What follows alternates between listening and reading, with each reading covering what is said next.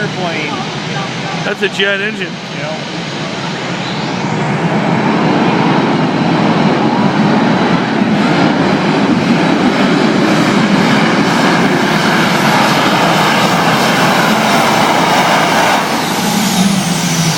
Okay, got it down in there.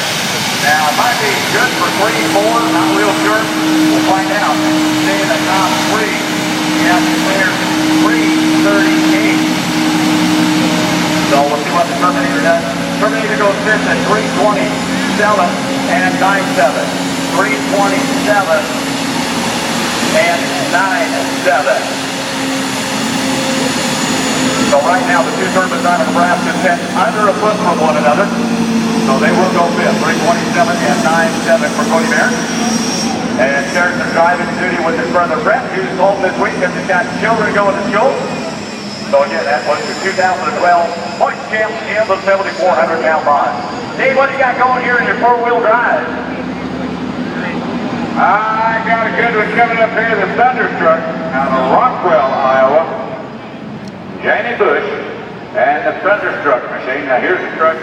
Not in our top points race, but another one of the guys that hooks with us from time to time. As the association goes other places.